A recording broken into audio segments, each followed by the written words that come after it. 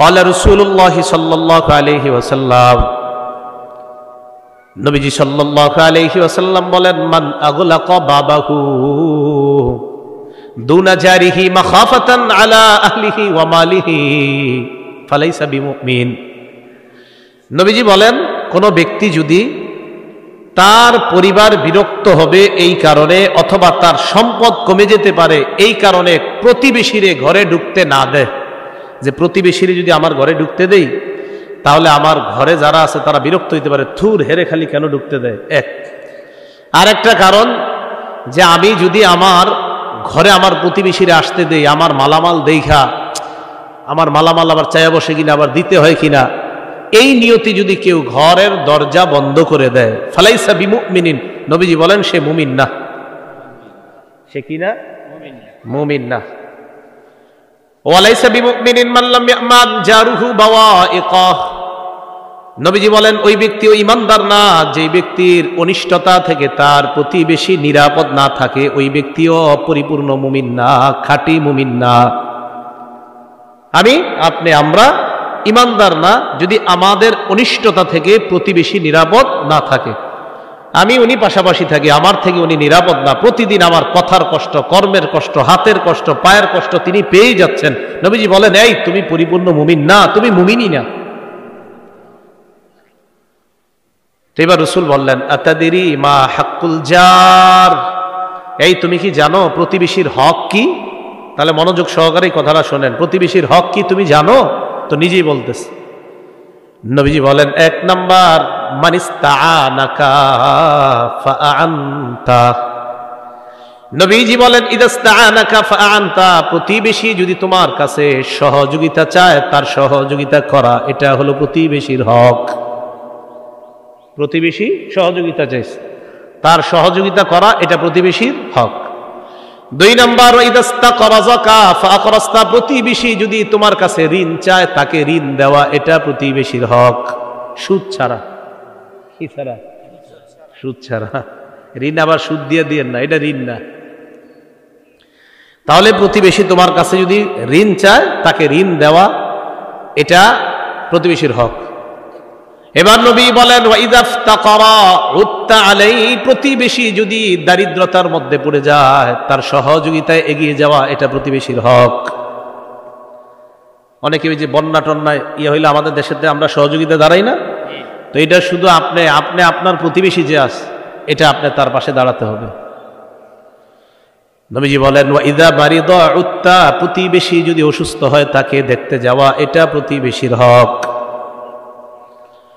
ওয়ালা তাস্তাতিলু আলাইহি বিল উলিয়ান ওয়ালা তাস্তাতিলু আলাইহি বিল বুনিয়ান ফাতাহজিবা আলাইহি রিহা ফাতাহজিবা আনহু রিহা, নবীজি বলেন তোমার প্রতিবেশীর একটা বাড়ি আছে, তার বাড়ির চাইতে তার পাশে তুমি বড় বাড়ি বানানো, মনে আবার বুঝেন, ওয়ালা তাস্তাতিলু আলাইহি বিল বুনিয়ান ফাতাহজিবা আনহু রিহা, তোমার প্রতিবেশীর একটা বাড়ি আছে, তার পাশে তুমি লম্বা একটা বড় বাড়ি বানাইলা, এই বাড়ি বানানোর পর প্রতিবেশীর বাতাস খাওয়া বন্ধ করলা, এটা প্রতিবেশীর হক নষ্ট করলা। হ্যাঁ, এটা কি বললেন? ইল্লা বিইজনিহি, যদি অনুমতি দেয় তাহলে সমস্যা নাই। বড় বাড়ি বানানোর সময় প্রতিবেশীর অনুমতি নিয়ে নেন, ভাই আমি তো একটা 4 তলা বাড়ি বানাবো, এখানে আপনার তো বাতাস বন্ধ হয়ে যাবে, আসলে আমার তো বাড়িও দরকার, 4টা ছেলে, আমি কি করি এখন বলেন? তখন প্রতিবেশীর ভিতরে একটা মহব্বত আসবে, না ঠিক আছে ভাইজান আপনার এত সমস্যা, আপনি বানান। তো রাসূল বলেন অনুমতি নিয়ে বানায়, অনুমতি ছাড়া তোমার ঘরটা বানায়া বাতাস বন্ধ করে দিয়ে প্রতিবেশীর হক তুমি নষ্ট করো না। দেখছেন আল্লাহ রাসূলের চিন্তা কোথায়। এরপরে কি করে দেখেন, এর তো অবাক হয়ে যাবেন। ওয়ালা তুযিহি, প্রতিবেশীকে তুমি কষ্ট দিবা না তোমার পাতিলের ঝোল দ্বারা। পাতিলের ঝোলে আমার কষ্ট পায় কেন? নবীজি বলেন, বিকাতারি রিহি কিদ্রিকা, তোমার পাতিলের ঝোলের এত সুঘ্রাণ তোমার প্রতিবেশীর নাকে গেছে, প্রতিবেশী চিন্তা করবে, আরে টাকা নাই তাই মুরগি খেতে পারি না, আমার প্রতিবেশী মুরগির গোশত খায়। ঝোলের সুঘ্রাণ দ্বারা প্রতিবেশীরে কষ্ট দিও না। নবী অন্য বর্ণনায় বলেন, যদি তুমি গোশত রান্না করো তাহলে তুমি একটু ঝোলটা বাড়াও, ওই ঝোল বাড়িয়ে দিবা এই কারণে যেন প্রতিবেশীকে একটু ঝোল হলেও তুমি দিতে পারো। আর যদি তোমার এমন মনে হয় না না আমি প্রতিবেশীরে ঝোলও দিব না গোস্তও দিব না, আল্লাহ নবী কয় তাহলে এমন ভাবে রান্না করো যেন তোমার ওই গোস্তের ঘ্রাণটা বাহিরে না যায়। দেখছেন আমার রাসূলের চিন্তা চেতনা কোথায়। তুমি গোস্তর ঝোল রান্না করবা এমন ভাবে যেন রান্নার ওই গোস্তের ঘ্রাণ ভিতরেই থাকে। যদি ভিতরে রাখতে পারো রাখো, আর যদি বাহিরে যায় তো প্রতিবেশীর খোঁজ দাও, কারণ তারও মন চাইতেছে একটু গোস্ত খাইতে। সাথে সাথে রাসূল বলে দিলেন ইল্লা আন তাগরিফা লাহু মিনহা, হ্যাঁ তুমি যদি গোস্ত রান্না করতেই হয় প্রতিবেশীর জন্য একটু পাঠায় দাও, কারণ ঘ্রাণ তো তার নাকে গেছে। এবার কি করে দেখেন, ওয়াইন ইশতারাইতা ফাকিহা ফাহদিলা, যদি তুমি ফল কিনে আনো প্রতিবেশীর বাড়ির সামনে দিয়ে ফল নিয়ে ঘরে ঢুকলা, ফাহদিলা প্রতিবেশীর জন্য কিছু ফল হাদিয়া পাঠায় দাও। নবীজি বলেন ও ইল্লা, যদি তুমি প্রতিবেশীর ফল দিতে না পারো, হাদিয়া দিতে না পারো, তাহলে ফাদখিলহা বিসিররিন, চুপে সারে ফলগুলা ঘরে নিয়ে ঢুকবা, প্রতিবেশীর সামনে দিয়া প্রকাশ করে ফলগুলা নিয়ে যাবা না। ফল আনছেন প্রতিবেশীর সামনে দিয়ে একদম এইভাবে দেখাইতে দেখাইতে নিছেন, রাসূল কয় প্রতিবেশীর হাদিয়া পাঠাও। আর যদি বলো মনে করো না হুজুর আমি দিব না, হাদিয়া দিব না, তাহলে ফলটা এমন ভাবে লুকায়া নাও যেন প্রতিবেশী না দেখে। সাথে সাথে কি বলে দেখেন, বাচ্চারে একটা বড়ই দিলে এটা হাতে নিয়ে বাচ্চা বাহিরে যায় কিনা? আরে বলেন যায় কিনা? কমলার দুইটা কোয়া দিলে বাচ্চা হাতে নিয়ে বাহিরে যায় কিনা?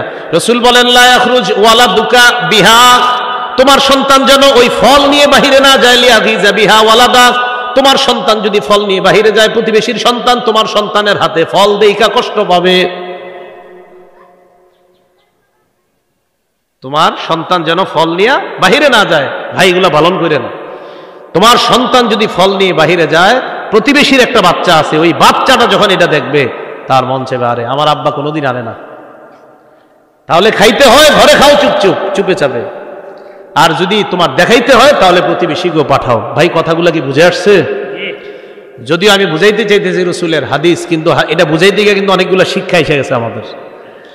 এরপর রাসূলুল্লাহ সাল্লাল্লাহু আলাইহি ওয়াসাল্লাম বলেন ইদা মাতা ফাত্তাবাতা জানাজা অথবা ফাতবাতা জানাজা, প্রতিবেশী যদি মারা যায় তার জানাজায় উপস্থিত হইবা। প্রতিবেশী মারা গেলে তার জানাজায় উপস্থিত হইবা। তাহলে প্রতিবেশী মারা গেলে তার জানাজায় যাওয়া, অসুস্থ হইলে তাকে দেখতে যাওয়া, তাকে কোনো কথার কষ্ট না দেওয়া, এমনকি তরকারি রান্না করে ঝোলের ঘ্রাণ দিয়ে তাকে কষ্ট না দেওয়া। ঘ্রাণ যদি বাহিরে যায়, ইলিশ মাছের ঘ্রাণ, গরুর গোস্তের ঘ্রাণ যদি বাহিরে দিতেই হয় তাহলে প্রতিবেশীর জন্য পাঠায় দেন। আরে প্রতিবেশী তো দূরের কথা, আপন ভাই দুইজনের পাশাপাশি ঘর, ভাইয়ের জন্য এক বাটি গোস্ত পাঠানোর ফুরসত নাই আমাদের। প্রতিবেশী তো পরে রাখেন, ভাই আপন ভাই পাশের ঘর, হ্যাঁ বাবা মাকে দেয় না, এইটা আবার কি বললেন? আল্লাহ হেফাজত করেন।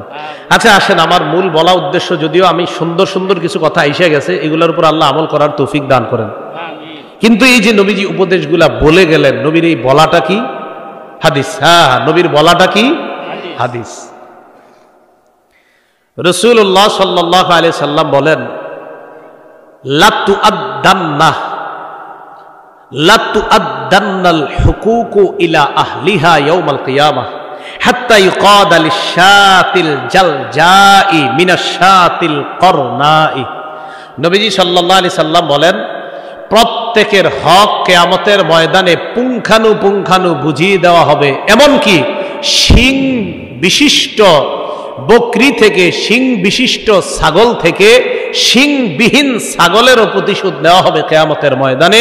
শিংওয়ালা কোনো ছাগল যদি শিং ছাড়া কোনো ছাগলকে গুতা দিয়ে থাকে, কিয়ামতের ময়দানে এটারও বদলা নেওয়া হবে।